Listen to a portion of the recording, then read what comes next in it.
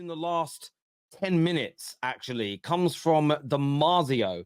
And Damasio has stated that Ten Hag is expected to leave United this summer. 3 candidates to replace him are Kieran McKenna, Zerbi, and Poch. There's a chance that McKenna could join Chelsea if that happens. Poch could become a prominent candidate for Old Trafford. There are, when you read it further down, he says Ten Hag is set to leave this summer, is the headline from Damasio. A lot of United fans have been wondering when this was going to happen.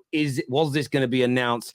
But you're now starting to see journalists and credible journalists like Damasio speak about this with a bit more vim, with a little bit more certainty that Ten Hag will leave. And he believes they are the 3 main candidates, Kieran McKenna, De Zerbi, and Pochettino. Your thoughts on that, Hassam? The Pochettino one, we're going to have to leave till later because I feel like the Pochettino one is related to the Chelsea one. So I'm going to push that one to the side. I think, obviously we spoke about the manager market plenty of times on Straight Facts. We've said our opinions on the manager market. And this is just the reality of the manager market. We've said this 100 times. We'll come to the Arsenal section as well later on when it comes to Arteta conversations. But I feel like sometimes the market dictates what you do. The problem is you look at this managerial market and there's no one really available out there that's such a cutthroat option that the entirety of the fan base will agree on. I don't think there is a singular name currently linked to Man United from the start of this process. I'm saying from when it started to this very second that you could go what? Every single United fan will back him, will support him, will say 100% positive things about him. And this is just the reality of the situation. This is just the reality of the situation. You look at, where Man United are currently at. Would Scott McKenna necessarily be like a bad choice for them? No. Sorry, not Scott. Kieran McKenna, I think, right? His name's Kieran. Yes, Kieran, yeah. Yes, I don't know where I got Scott from. Kieran McKenna. Would Kieran McKenna be a good option for Man United? Yes, it's a possibility that Kieran McKenna is a good option for Man United because maybe they need to start over. And you know what? I actually find something that could be really interesting, and I'm sure even Terry will agree with what I'm saying in terms of just the fan base mentality. Maybe hiring a McKenna will be humbling for the fan base in the sense of, okay, you know what? We're not that club now. We're trying to get back to the level of us being that club. And in order for us to get to that level, we need to hire a manager essentially to build us up in the right way. Because many people need to realize, you look at this Man United team, and I know Terry isn't one of them, so I'll give him credit for this. But I'm speaking to Man United fans who are already speaking about title races and challenging for the league and getting back to the top. I'm like, guys, it's going to take time. You have to rebuild the squad properly. And I think it genuinely might take 2-3 transfer windows. So signing McKenna might not be a negative thing. I'd actually be worried if Man United do get McKenna, because if he does get it going, it's extremely high risk. Okay, let's all say that. It's 100% high risk. But the reward on it is unbelievable. Yeah. The reward is unbelievable. What you just said there about Man United fans understanding our situation, the people talking about title races, we have to act like a serious club, we should get the biggest managers and try and sign all the star players. These are the same people who have consistently believed, sack the current manager, we improve instantly. Get rid of 1 or 2 players, we go to the next level. They have consistently ignored and failed to call out the fundamental root cause problems at Manchester United. And I feel as though what they're doing, there'll be a combination of reasons. Some people will have multi, some it's just singular. Some just are a little bit dense, a little bit thick, and they don't understand it. Some, I think, almost enjoy the negativity around the club. So I almost get this feeling of, if we push the narrative that we now should challenge straight away and we don't, even if we're improving, I can continue to be negative about Man United because that gets me attention on Twitter, it gets me views online, and I'm not being kind of real about the situation. And I feel like those 2 categories make up a lot of those people. Almost, I'm going to put out a standard that I know can't be achieved straight away, so that I can moan that we're not achieving it straight away. Because actually, if you're level-headed as a Man United fan and you understand you've got to start again, we could have a very good year next season in terms of the first year of this rebuild, but it doesn't necessarily mean a good year compared to where City or Arsenal are right now. But you need to build from that foundation. And for some people, and I saw this in the 6 really good months that we had under Ten Hag, those people fade away and nobody talks about them. No one retweets them. Nobody gives their opinions any real attention because they only really succeed. They're like fungus. They only really grow in shit. Does that make sense? So that the fungus fans, I like to call them, they only grow in poop. They only grow when it's bad. So you get a lot of people like that. And I'm talking predominantly about the nameless, faceless people on social media. I'm not talking about content creators, people that use their real names. I'm talking about those individuals. And I'm not really worried about what they've got to say. How far away are you from a title race, in Terry's opinion? I mean, in my opinion, look, I would say 3 seasons. I would say 3 seasons. Could it happen sooner? Absolutely. But what you won't see from me is this. Let's just say it's the Zerbi that comes in because he's been my number 1 pick of realistic targets the whole time. Say it's Zerbi. And after 10 games, we're on 27 points. You won't see me say we're in a title race because I understand that there'll be there's going to be peaks and troughs as we grow and we develop. It doesn't mean I won't be impressed with what we're doing and excited about our style of play and backing my club and manager, but I'm going to remain level-headed. If we start off in the first 10 games and we have 15 points, I'm equally going to stay level-headed and understand that it's going to take time to get to where we want to be. And I think for me, that's what United fans have got to do. But remember, the individuals that don't want to listen to that are the same people the whole time that have said things like, sack Jose, bring me Poch, we win the league. Sack Ollie, bring me Ten Hag, we win the league instantly. That has been their view. That has been that these are the same people that see a club implement a style after 3 months and go, that's how easy it is to run a club, Terry. Within 3 months, you're fixed. Typically, that club a year and a half later is in the same problems because anyone, like, listen, what Oliver Glasner is doing at Palace is amazing. But are we forgetting that Patrick Vieira did that with Palace? Yes. It can look brilliant, and then it fades away. We've seen lots of managers go in, have great starts, whether it be a lack of investment, whether it be losing their best players, whether it's their system being found out and they don't have the breadth and depth as a coach to having a plan B, all that stuff to change. And I'm not having a go at Oliver Glasner. He could be the guy that bucks that trend. But you don't want to get overexcited too early, and you don't want to be negative too early. What's going on at Man United from this summer onwards is unprecedented since post-Fergie.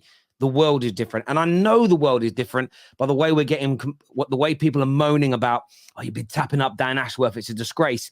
It isn't a good look that he sent an email to the wrong person. But let us not pretend like all our clubs are not out there tapping people up. Let's not pretend like we all thought Omar Barada was going to be sitting at home for 6 months with his finger up his bum, doing nothing. We knew they were going to be communicating and working and talking. It's been leaked, ironically, not through Man United directly. It hasn't actually come from us. It's actually 2 people that don't officially work for us talking about the potential of working for us. So we're not going to get into any trouble ourselves because the emails don't state anything that we've done. It's them 2 talking. But the way everybody's triggered by it tells me underneath people know we're moving in the right direction, slowly but surely. Proof still in the pudding on the field of play. But look, I've got respect for Ten Hag. I believe that he'll go on to be a good manager somewhere else. But I hope this story is true from Damasio. I think it's the right thing for us to do. I look at the 3 names on that list. I'm glad I really still pray and hope we don't bring in Southgate. I think that would be a mistake. I'm not against McKenna. I think there's talent in there. I really, really like De Zerbi. I think the criticism that De Zerbi gets is absolutely ridiculous. And every time I put out this point, and I'm going to put it out again just for continuation, no one, not in the thousands of comments we get a week, has tried to rebuttal what I've said. Take any top manager in England in the last 2 years, 2 summers running, take their best players away and replace them with kids. Have one of the smallest budgets and one of the smallest incomes in the Premier League and do what De Zerbi's done, pound for pound, and then we're talking. Below Potter, though. What do you mean? He finished below where Potter finished in his last season. Potter finished. Yeah, I understand that, but I weren't someone that was criticizing Potter either. I think Potter was a very talented manager. Yeah, I think Potter was talented. My point is this: do we all think Arsenal would have finished second in the league this year if last summer and the summer before that they lost their 3 or 4 best players and replaced them with potential? The answer is probably not. And this is why I look at De Zerbi and go, there's definitely question marks. There's holes and there's flaws, like every manager out there, barring probably Pep. But I'm really excited about him. Poch, on the other hand, look, everyone knows I'm not a big fan of Poch.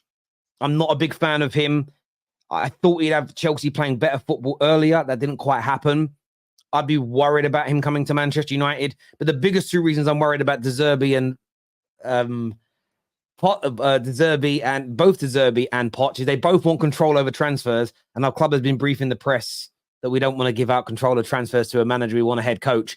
The only way it works with those two is if there's genuine synergy between what we want from the board level and what they want. So actually, you've got kind of control over transfers because you see the world in the same way, if that makes sense. That's the only way. That's the only way it works for me. Go on, mate. I actually thought about this Man United thing since you guys are talking, and I actually thought that Liverpool should be the model. What Liverpool did after Brendan Rodgers bringing Jurgen Klopp should be the model for Man United. Bringing in a manager like Jurgen Klopp is not only coaching the first team. When you hear the journalists that are in the Liverpool camp, that reporters for the Guardian, the Sky Sport, the Daily Mail, they talk about how Jurgen Klopp, when they go to the club, they see his footprint everywhere in the club. It's not only in the first team. They see his footprints in everything, in how the people work in the kitchen and how people treat each other in the club and everything. I think Pochettino, I don't know if he can do this. You need a manager from that caliber of a personality like Jurgen Klopp. As much as we say he failed, I underachieved. No, but you can find someone like this who will change the culture of the club, especially because Man United hired the right people. Jurgen Klopp, they didn't have the last say in the transfer market, nor does Pep Guardiola, by the way. He was talking that, what's his name, the guy that runs the club, I can't remember his name now. He was talking about Pep Guardiola giving them a type of a player and 5 names, and they go and do the business. This is someone who just suggests, and the people go and do the business. Man United needs someone like this. Needs someone to change the culture of the youth teams. Agreed. Of your youth teams. It's not change the culture of the people that work in the background. Not only a football coach that will come in, sit in the room, do tactics. That's not what you need. And this manager might be, if I'm looking at this, the one that I think, based on what I'm hearing and based on the interviews with the players that were coached before, is De Zerbi, right? Yeah, is De Zerbi. The reason why, if you You've listen been on the Zerbi bandwagon from the start. Hold on. Let me finish my point. My point about this, if you listen to all the interviews from the players that actually worked under him, they all have the same thing.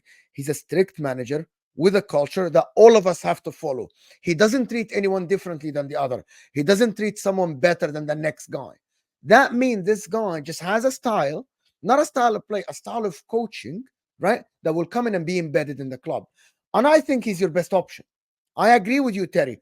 McKenna, I don't know a lot about him, but I can say that if a coach is coaching in the championship, I have seen this movie so many times. When they go to the Premier League, they don't succeed. And it's interesting you mentioned, you mentioned McKenna. The BBC have just reported, so that goes against DiMarzio's report. We'll get on to Chelsea in a minute, that Chelsea are believed to be in pole position to sign McKenna. But that doesn't mean that McKenna's their number one choice. McKenna just might look at it as, I want to go to Chelsea. But I would take De Zerbi at Man United. Look, and there's a super chat here I want to address before we move on to the Chelsea conversation. But it says, Terry, you say you are level-headed, but after 18 months, you want a manager out. Even though we are crippled with injuries, the cycle continues. Good challenge. I don't believe the cycle continues, though. And let me explain why. I would unless we were right up there in the league and playing scintillating football and looked amazing, I would be open and wanting the managers to go regardless. I believe that we should start again from fresh, which means over the next 2 years, clear out the majority of all of the deadwood and a large percentage of the squad, change the board, which we have, change the medical team, add new scouts, change the coaching staff in its entirety. I believe we should do that so that everything is fresh and new, because I think we've got to gut it all out to grow. We've got to clear everything out to regrow. If we leave any ounce of toxicity or bad elements of the past at the club, I believe it will slow our progression down. So it isn't about not being level-headed, and I hate the manager. I don't dislike Ten Hag. I think he's got a good career ahead of him still. I don't believe he's as trash as people make out. I believe he has been damaged by the club every bit as much as players come in and get damaged. I've said this on so many occasions. I've not been out here insulting him, talking about his appearance, his lack of hair, whatever it may be. I'm speaking purely about how things look to me. So that's it. Twisted Bubba says, Terry, your manager opinion is so lazy. You've got to expand on it. You can't just make an accusation without expanding. Thing is with most- Ten Hag, I'll say this to defend Terry's point. Here's the thing. The problem is with Ten Hag, I believe Ten Hag has had the most power post Alex Ferguson in terms of transfers, just getting everyone you want and all that type of stuff. He lived by the sword and he's dying by the sword right now. This is the problem. I understand why Ten Hag gets criticism. There are managers where I actually fully get it. I think the problem with Ten Hag is he abandoned all principles, all Ajax football type stuff as soon as he walked into the club, and then he tried to do that the year after, which makes no sense. And then he made all these transfers. The Anthonys, the players that you don't like, were all Ten Hag signings. It's just the reality.